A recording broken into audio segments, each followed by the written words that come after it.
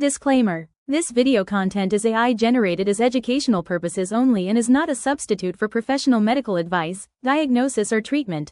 Your health concerns may be unique. Always consult your physician or a qualified healthcare provider for personalized guidance.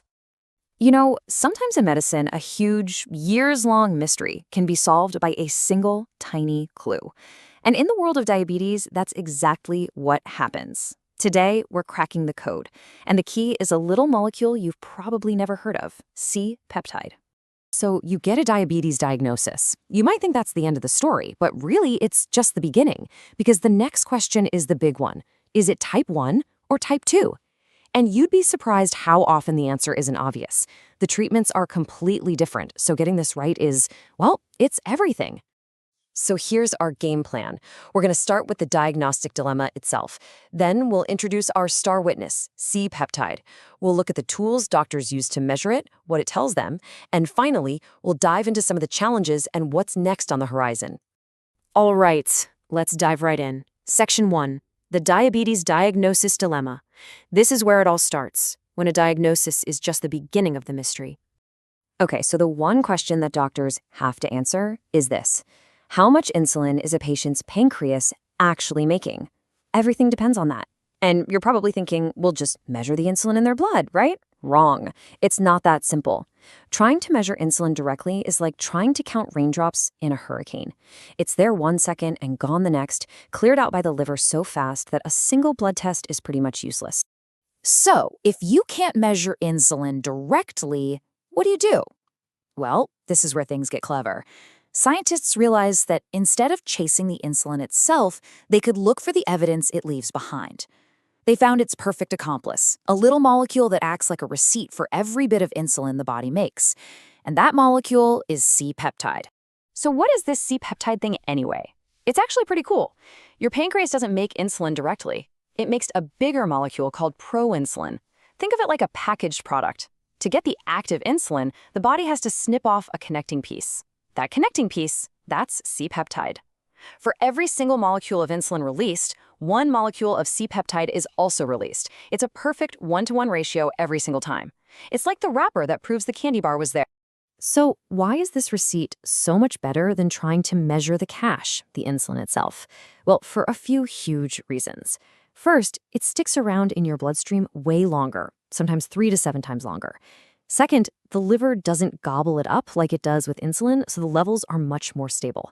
And this last one is absolutely crucial. If a patient is already injecting insulin, we can't tell the difference between the injected stuff and what their body is making. But C-Peptide, it only comes from the body's own production. It gives us a crystal clear picture of what the pancreas is actually doing. Okay, so we've got our smoking gun. We know C-Peptide is the clue we need. But how do doctors actually get their hands on this evidence? Well, that brings us to the C-Peptide testing toolkit. So there are a few different methods on the table, and each has its trade-offs, right?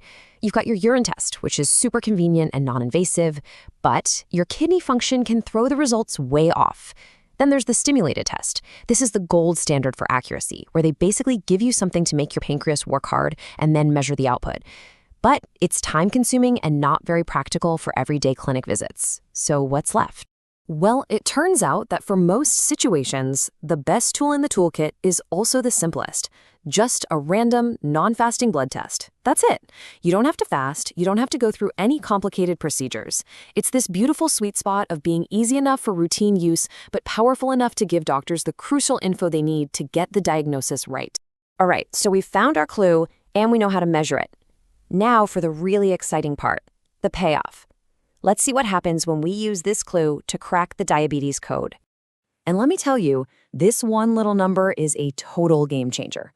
Just by looking at C-Peptide levels, doctors can tell the difference between type 1, type 2, and even other rare types of diabetes. They can go back and reclassify people who were misdiagnosed years, even decades ago. They can predict who's likely to go into remission after surgery, figure out who's at high risk for dangerous low blood sugar, and even decide which of the newest, most advanced drugs are going to work best for a specific patient. It's incredibly powerful. Let's put a real number on this to make it concrete. There's a critical threshold, 200 picomoles per liter. If a patient's C-Peptide level from a random or stimulated test is below that number, it's a huge red flag. It tells the doctor that there's severe insulin deficiency. Basically, the pancreas has shut down production. And that is the classic sign of type 1 diabetes. Having a clear, evidence-backed cutoff like this is just invaluable for making a confident diagnosis. But no case is ever that simple, right? Every good mystery has a few plot twists. And that's exactly what we see here, which brings us to the challenges and what the future holds for C-peptide testing. So, here's the biggest wrinkle in the whole story. The clue, the C-peptide molecule itself is perfect. It's rock solid. The problem? The tools we use to measure it aren't. And this is a huge challenge for doctors. Not all lab tests are created equal. And we're not talking about a small difference here. Studies have shown that for the very same blood sample, 2 different major lab tests can give results that are almost 37% different. Now, think about that. Imagine your C-peptide level is right on the edge of that 200 pmol cutoff we just talked about. One lab might say you're below it, type 1. Another lab, using the same blood, might say you're above it, type 2. This isn't just a number on a page. That difference could lead to a completely different and potentially wrong treatment plan. And it's not just the equipment that can cause problems. Sometimes your own body can muddy the waters. For instance, C-peptide gets filtered out by your kidneys. So if your kidneys aren't working well, the C-peptide level in your blood can look falsely high. Or if you recently had a bad low blood sugar episode, your pancreas might temporarily stop producing insulin and C-peptide, giving you a falsely low reading. So doctors really have to be detectives, looking at the whole picture and not just one single clue. So what's the solution? Well, the goal, the holy grail really, is something called harmonization. It just means getting everyone on the same page, standardizing all the tests so that result from a lab in London means the exact same thing as a result from a lab in Los Angeles. Without that global standard, we can't really unlock the full, incredible potential of this test. And that really brings us to the big takeaway here. When you boil it all down, making C-peptide testing a routine, standardized part of diabetes care is how we get to the next level. It's the key to better classification and ultimately truly personalized treatment for every single patient. So it all comes down to this one big question. If we can get this standardization right, could this one simple molecule, this humble insulin receipt, be the key that finally unlocks a new era of completely personalized diabetes care for millions and millions of people? For everyone affected by diabetes, that future really can't get here fast enough.